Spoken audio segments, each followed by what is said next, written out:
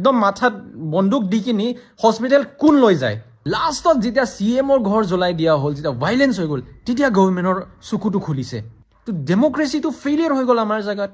কাৰ্ডম মই এজন কাৰ্বি মই এজন ইণ্ডিজিনিয়াছ মানুহ ক'বখিনি বহুত কথা আছে কিন্তু মই কিছুমান কথাহে ক'ম প্ৰথমত মই হেতুৱে ক'ম যে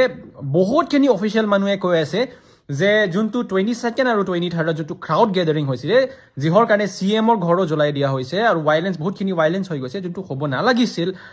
হেতু মিস ইনফৰমেশন কাৰণে হৈছে বুলি কৈ আছে আৰু হেঁতে কৈছে যোনটো হাংগাৰ ষ্ট্ৰাইকত মানুহকেইটা প্ৰটেষ্টাৰ্ছে বহি আছিলে হেঁতক চিকিৎসাৰ কাৰণে হস্পিটেল লৈ যাবৰ কাৰণে পুলিচে হেঁতক লৈ গৈছিলে তাৰপিছত মিস ইনফৰমেশন হোৱা কাৰণে পুৰা ক্ৰাউডটো হৈছে বুলি কৈছিল তো মই গোটেইকেইটা অসমৰ ৰাইজকেইটা এইটোহে ক'ব বিচাৰিছোঁ যে ৰাতি 3টা বাজিত 3 AM ইন দ্য মৰ্নিং এইটো সময়ত চিকিৎসা কোনে লৈ যায় বাৰু আৰু যিমান প্ৰটেষ্টাৰ্ছ আছিলে যোনটো হাংগাৰ ষ্ট্ৰাইকছত বহি আছিলে হেঁতক গান পইণ্ট বন্দুক একদম মাথাত বন্দুক দি কিনি হস্পিটেল কোন লৈ যায় 3 AM in the morning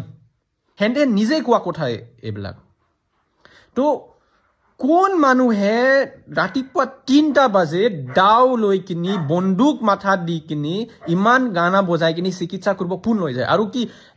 Diphu medical college কি এনে কাৰণে আছে নেকি হেতু এটা কথা হ'ল আৰু সেকেন্ড কথা যেহেতু ভাইলেন্স হৈছে বহুত মানুহে কন্ডেম কৰিছে মই নিজে ভাল পোৱা নাই কিন্তু ভাইলেন্স কৰাটো কিন্তু মই এটা প্ৰশ্ন সুধিব বিচাৰিছো আসাম গভৰ্ণমেণ্ট আৰু কাৰ্বি আংলং অট'নমাছ কাউন্সিল বা যিমান ষ্টেক হোল্ডাৰ্ছ আছে আৰু যিমানখিনি অৰ্গেনাইজেশ্যনছ আছে মই সেইটোৱে কথা সুধিব বিচাৰিছোঁ যে এইটো যোনটো PGR-VGRৰ এতিয়া যোনটো প্ৰটেষ্ট চলি আছে এইটো বহুত দিনৰ প্ৰটেষ্ট কিন্তু মেইন পিক কেতিয়া হৈছিলে যোৱা বছৰ ফেব্ৰুৱাৰী মাহত মানৰ পৰা তেতিয়া বহুত ডাঙৰ প্ৰটেষ্ট হৈছিলে ডিফুত হাজাৰ মানুহ গেদাৰিং হ'ল কিন্তু দেয়াৰ ৱাজ জিৰ' ভাইলেন্স হৈছে তেতিয়া ঠিক আছে সেইদিনাখন কাউন্সিলৰ মেম্বাৰ্ছ CM নিজে কৈছে কি আমি ইভিকশ্যন কৰিম উইদিন 15 to 20 days আমি পুৰা ইভিকশ্যন কৰি দিম আৰু যদি নকৰে মোৰ ঘৰ জ্বলাই দিব নিজে কৈছে it's an official statement from him সেইটো আছে তাৰপিছতো কৰা নাই ইভিকশ্যনটো ইলেকশ্যন আছে বুলি ইভিকশ্যন কৰা নাই আৰু তাৰপিছত কি হ'ল তাৰপিছত আকৌ এটা ৰেলী গৈছে ঠিক আছে ডিফুত তাৰপিছত পুলিচবোৰে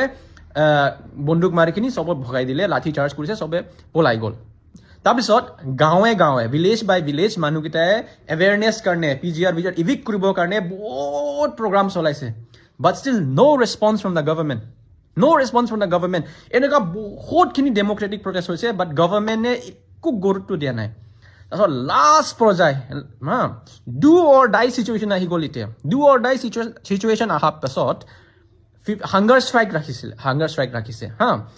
ষ্ট্ৰাইক ৰাখিছে 15 days হৈ গ'ল হাংগাৰ ষ্ট্ৰাইক CMৰ পৰা না CMে আহি কিনি কিবা কথা পাতিছে না ষ্টেট গভৰ্ণমেণ্টে কিবা গুৰুত্ব দিছে তাৰপিছত যোনটো 22nd দিনাখন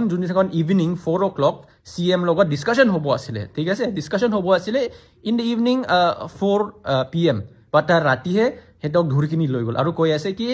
এইটো মিছ ইনফৰমেশ্যন হৈছে 3টা বাজিত ৰাতিপুৱা কোন বাৰু হস্পিটেল লৈ যায় তো মই সেইটোৱে সুধিব বিচাৰিছোঁ যে ইমান ডেমক্ৰেটিক প্ৰটেষ্ট হোৱাৰ পিছত গভৰ্ণমেণ্টে একো গুৰুত্ব দিয়া নাই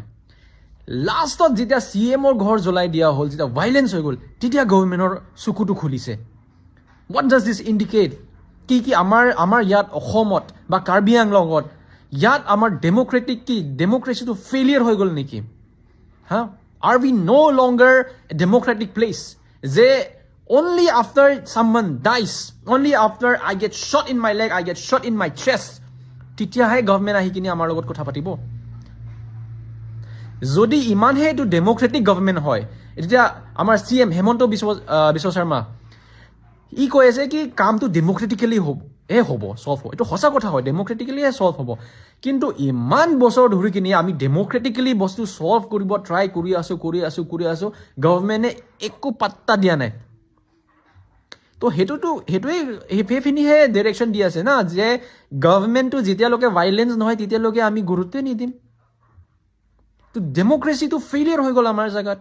it's a failure of democracy violence লোকে যাবহে নালাগিছিলে যদি গভৰ্ণমেণ্টে আগৰ পৰা কথাটো শুনিলে হয় গভৰ্ণমেণ্টে আমাৰ কাৰণে গুৰুত্ব দিলে হয় গভৰ্ণমেণ্টে সেইটো ইছ্যুবোৰৰ ওপৰত কথা ক'লে হয় কিবা এটা আমাৰ লগত কি কয় টক্স হ'লে হয় কিবা সলিউশ্যন দিলে হয় পাৰ্মানেণ্ট সলিউশ্যন যদি আমাক দিলে হয় ভাইলেন্সটো অহা কথাই নাই ভাইলেন্স অহা কথাই নাছিলে ইয়াতে যোনবোৰ ভাইলেন্স কৰিছে এইটোতো কৰিব নালাগিছিলে কিন্তু এইটো অহা কথাই নাছিলে যদি গভৰ্ণমেণ্টে আগৰ পৰা কথা শুনিলেহেঁতেন গভৰ্ণমেণ্টে যোনটো পাব্লিকৰ ইম'শ্যনছটো যদি বুজিলেহেঁতেন সেইটোৱে মই ক'ব বিচাৰিছোঁ